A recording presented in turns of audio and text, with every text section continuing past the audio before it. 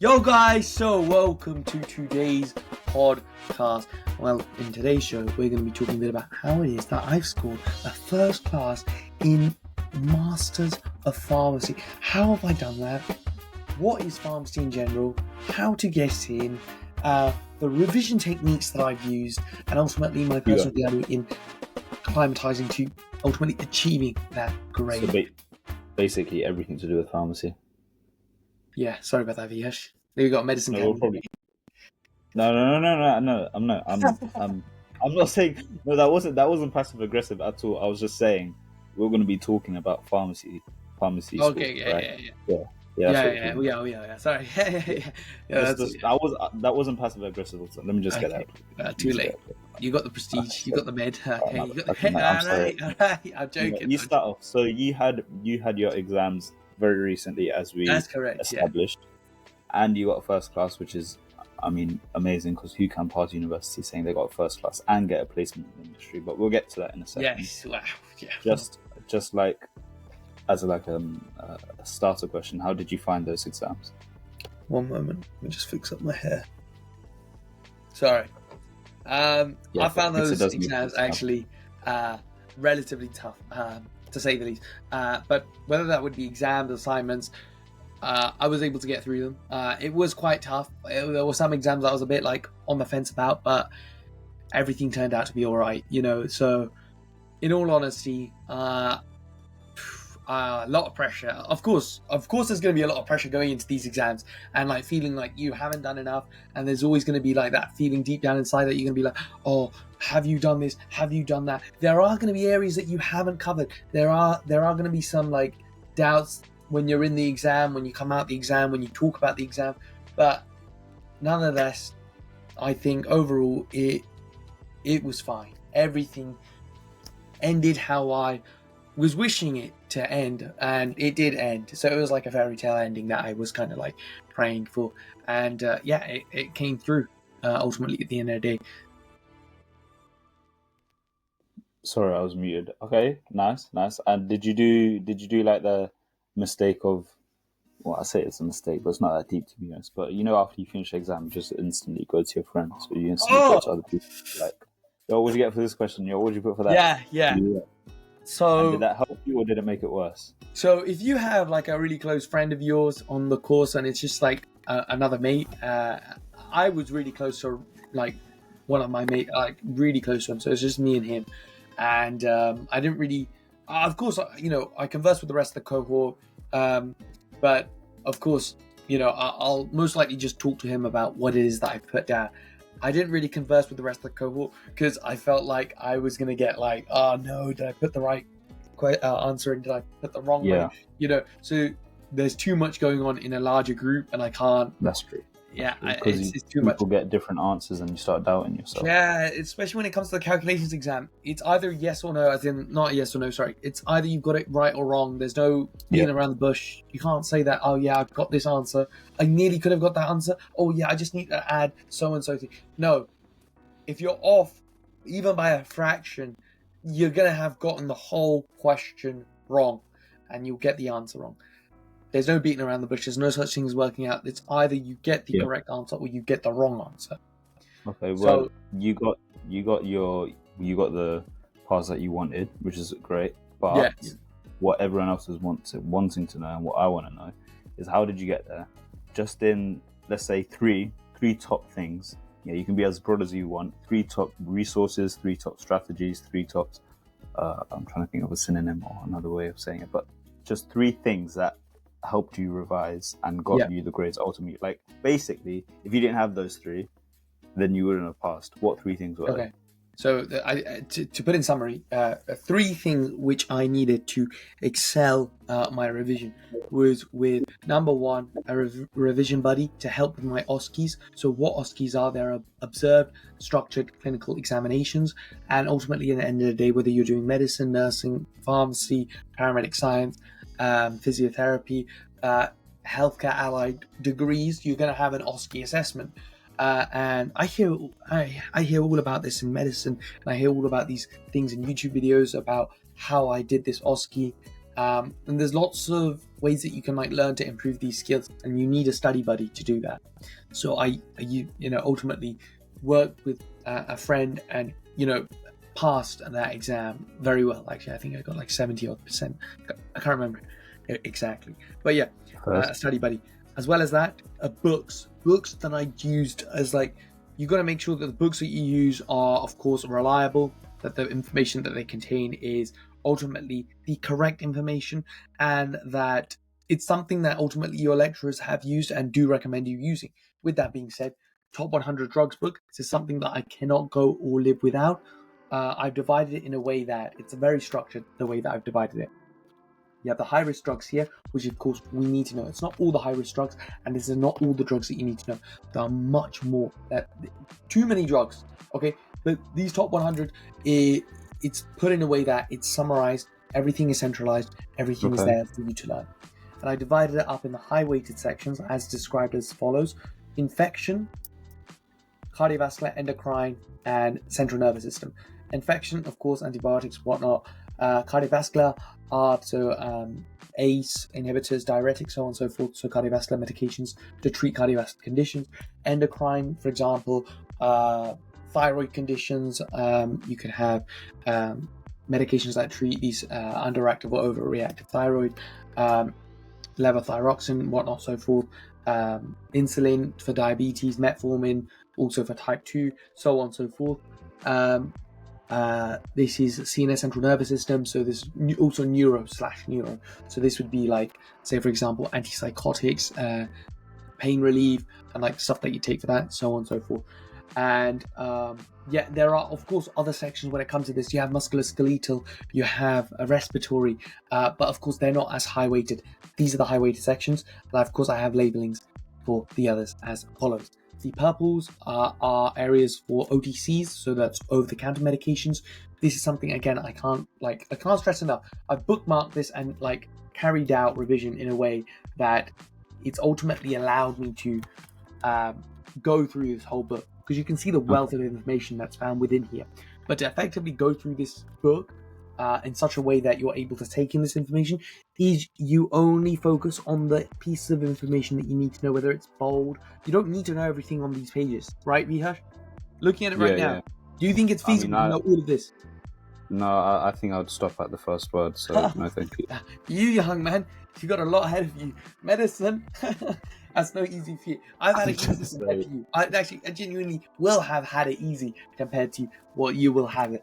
Like, because you have to know anatomy, you have to know that's one way to hype me up. It's too late anyways. You're going to be putting your predictors. Alright, so to put it short, you've got this wonderful book with a wealth of information. Yes. And the way you revise from it is you've split it into sections with these tags that you can just flip to for revision when you're coming back to it. Yes. Now, just one question, and then we can move on to the next book that you have, because I know you have another book. Yes. How long did it take you to make this, and was it worth the effort? Wow. So this is over the course of like 2.5, 3 months that I was able to slowly go through this book. And with that, with that in mind, there are questions within this book that you're effectively able to go through as well. I think 80 odd clinical questions to help me prepare for the clinical exam, as well as the OSCE exam, because we had like a synoptic paper relatively similar to the GPC exam. GPC exam being the final year exam that I take next year. So with it being relatively similar in the way that you had to prepare for it, I prepared for it like it was the hardest exam that I'll ever sit. So I wanted centralized piece of information that I could absorb ultimately everything that I needed. So bear in mind that this wasn't the only thing that I had used. What was the other thing then? I do actually want to stress that, I left you guys on a bit of a cliffhanger as to how it is that I take in information on these pages. But I leave notes on the side.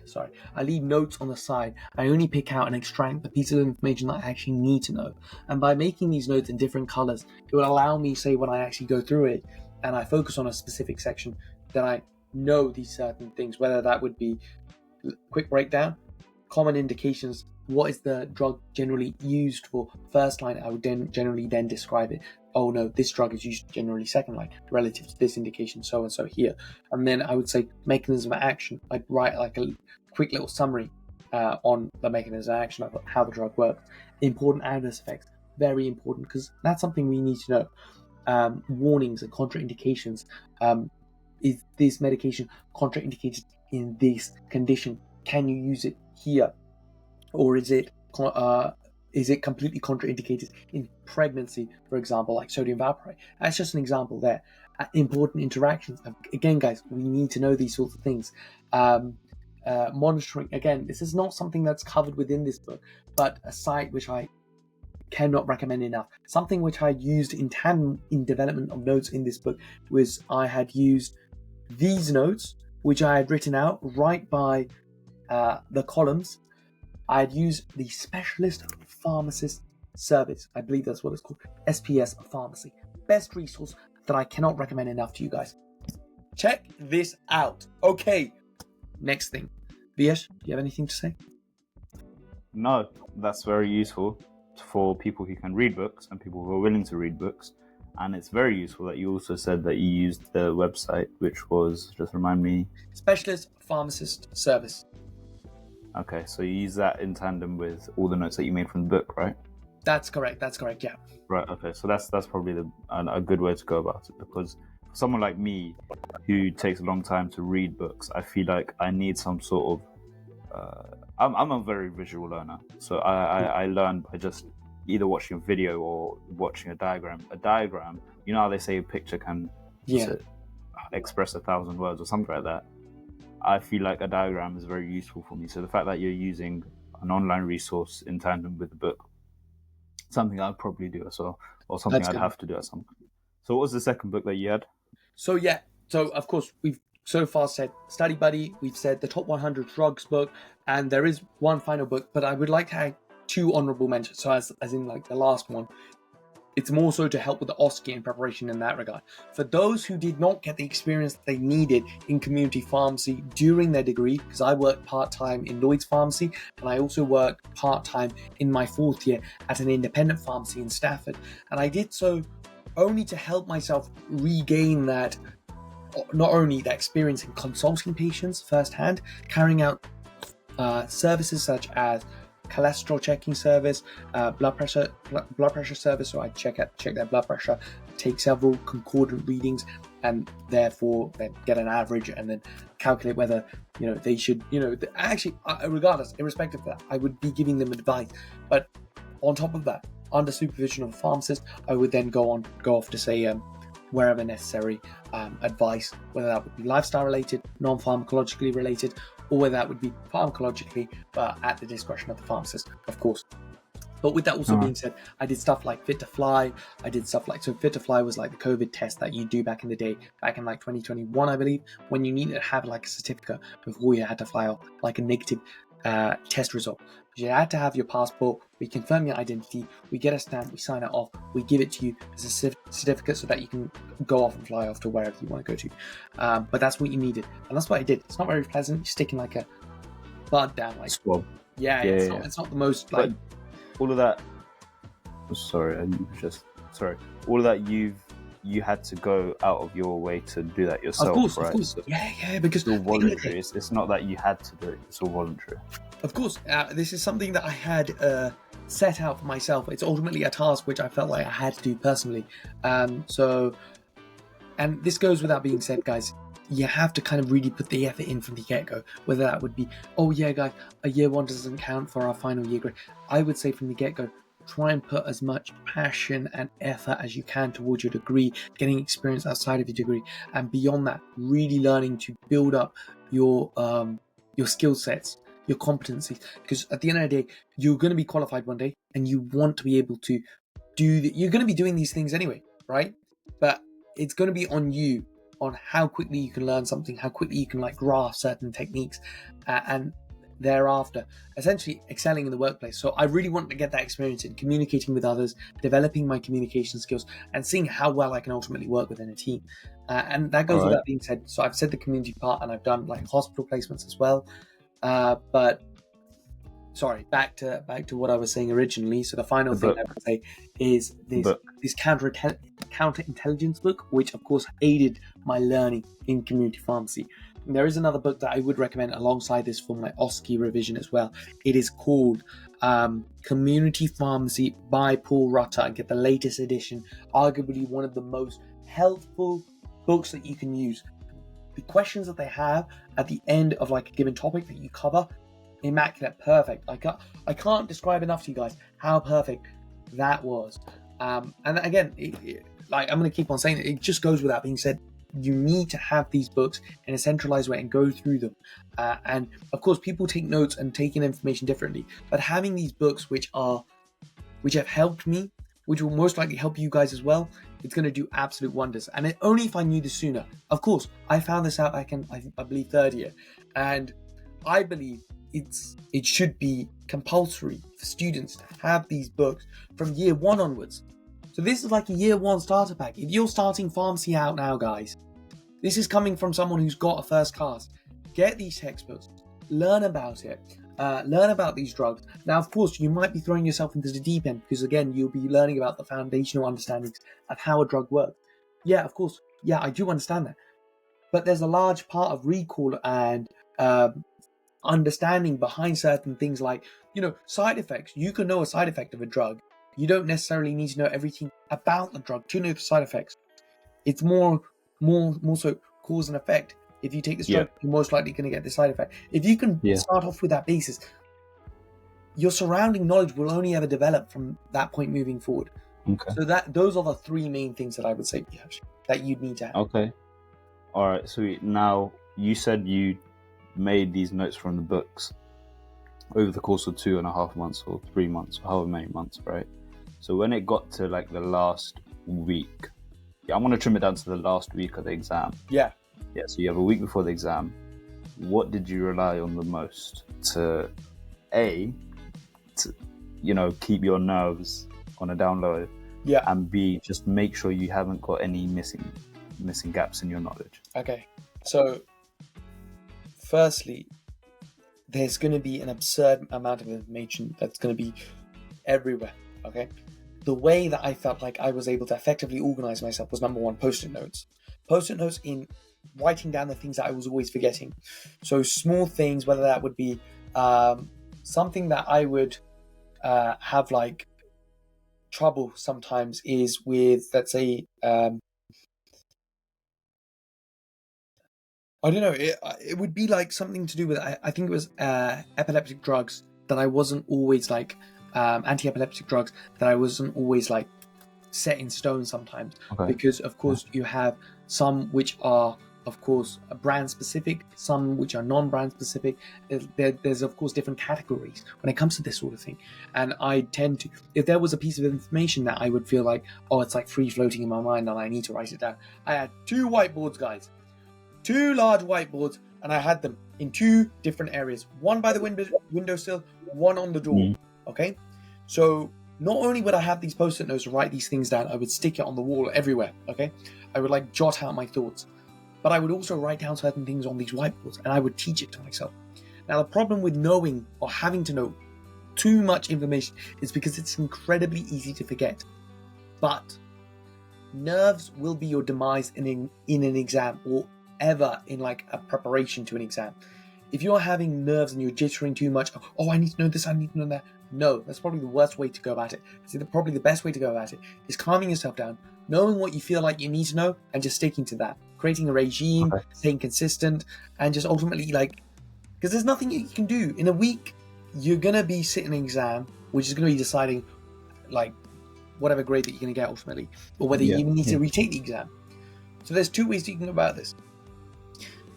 Trimming down that wealth of information, having that all in one centralized place, easy to access and aesthetically to look at, right? Because I've written out my notes in a way that I can look at it, okay, I remember it. I look at it, I remember it. It's because I've gone through this book enough so that I'm relaxed, right?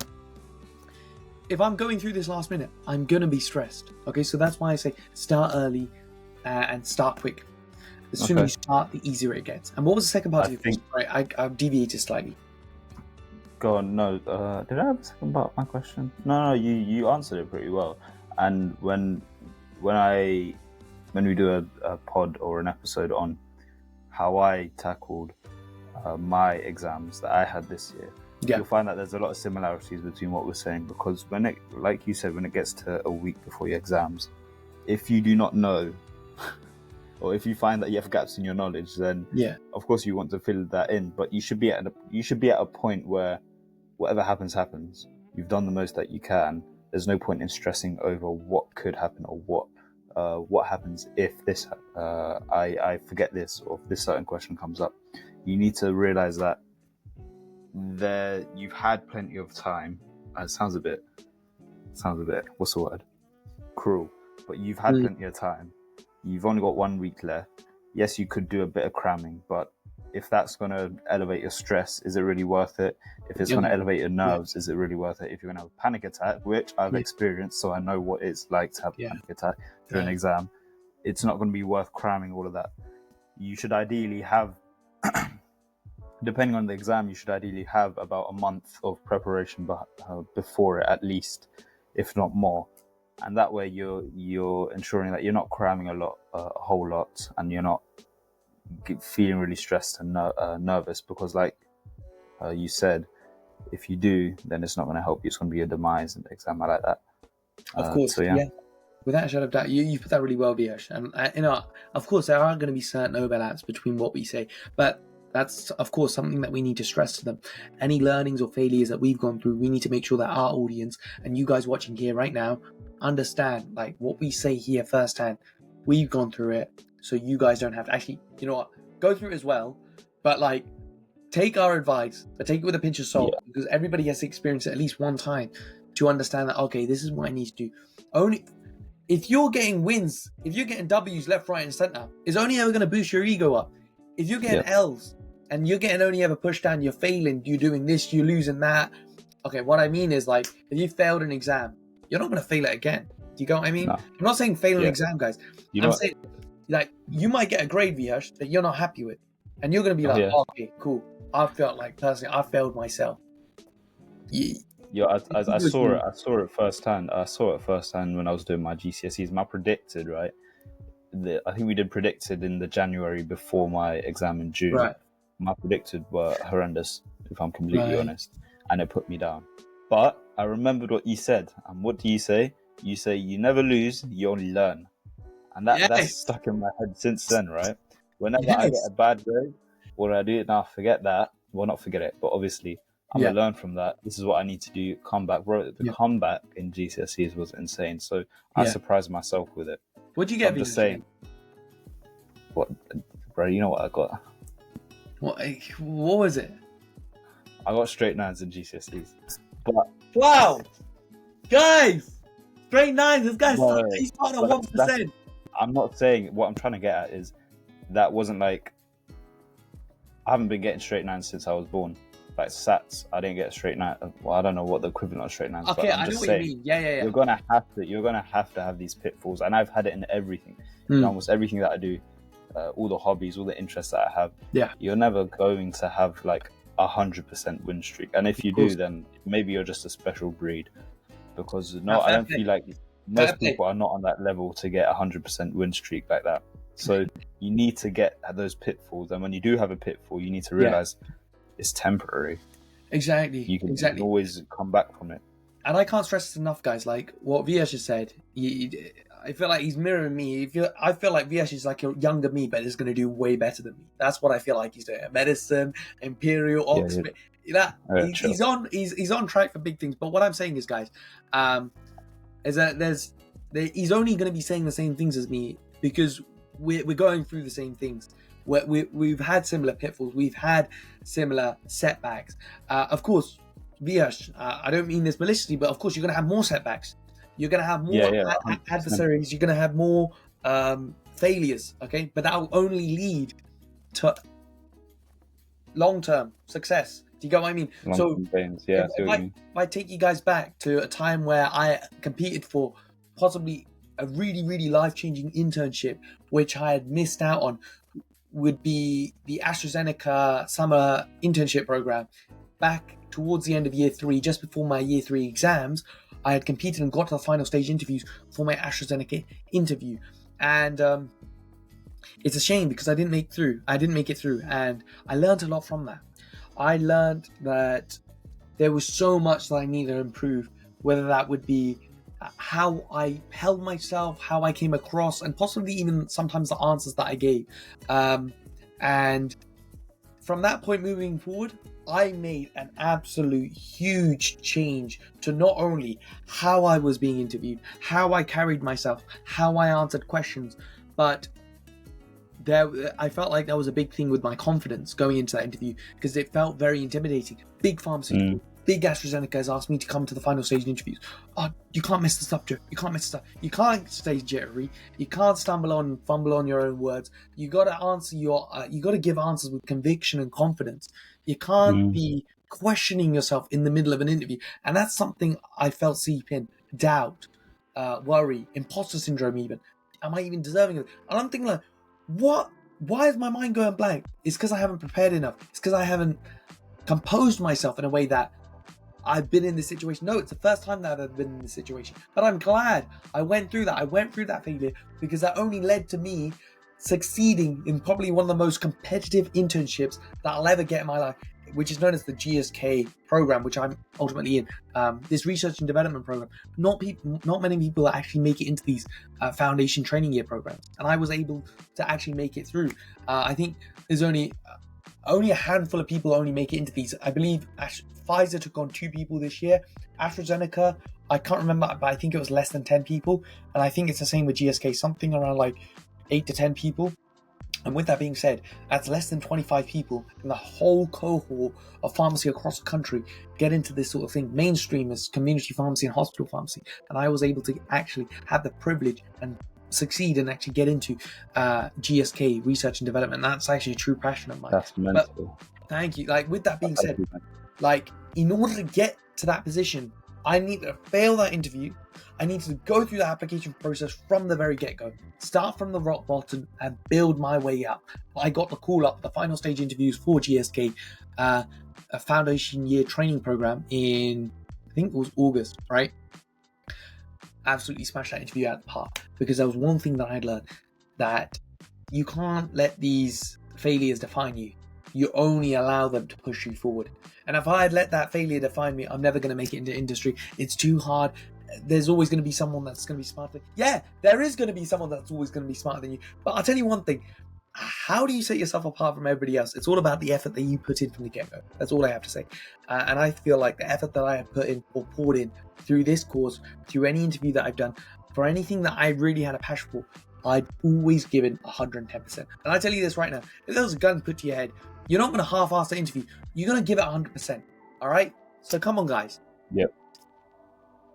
I don't know why. Yeah, no, I'm just saying. The past what, 5 minutes? I've just been like, yo, this is a speech and a half. Let me just tell you, this is a speech and a half. You need to get this. No, I'm dead. Nah, I'm dead. In the future, to millions of people. You need to preach. That's what you need to do. Thank you. Because everything you said couldn't be more true, to be honest. And I'm probably the last person to talk about, having confidence in yourself. But if you do have it, and if you're lucky enough to develop it over time, it's not going to click. And it still hasn't clicked for me. Over time, you develop it with all the successes and failures. You develop confidence. You know what level you're at, and you don't start doubting yourself. At the point at which I get to that, I'm going to feel more confident to talk to you guys about confidence. Okay, but right now I'm just learning, and because I'm learning, I feel like I'm in a better position to be able to relate to most of you guys who are like, yo, I'm not feeling it today. I don't think I can do it. I don't think I can apply to here and here. But until you give it a try, until you fail or until you succeed, you're not going to know. And if you're not going to know, then that's just a missed opportunity, and that's probably the worst thing that can happen to you, a missed opportunity. So what you've just said, I couldn't agree with more. Thank you. I feel like that's a good note to leave it on, a good inspiration to inspire everyone else to, get rolling, do what you need to do, do that piece of homework due for today, because I know that's a piece of homework. You know what I mean? Phenomenal. Thank you so much. All right, great. But there is one thing I did want to say though. Please, yeah. Guys, in life, genuinely. Right, so it was a good episode today. No. Let me say what I want to say. I'll just. As long as it's not waffle, is it like a couple lines? That's all, yeah.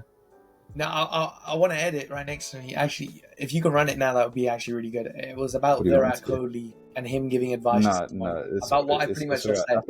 You know when I said it was a good inspirational speech, I think we should leave it at that and not really scrape the barrel, because it's not a bottomless barrel. Yeah, there is a bottom to it. There is an end to it. I do like whiskey though.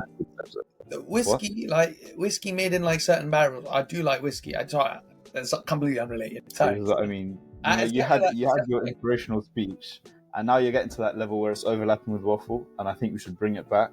Waffle or alcohol? Why are you talking about product like desserts and like breakfast and like stuff? Like I was talking about, you talking about barrels. I was thinking, we're aged whiskey. You age whiskey in like barrels, and like you get like that woody scent from like Macmillan.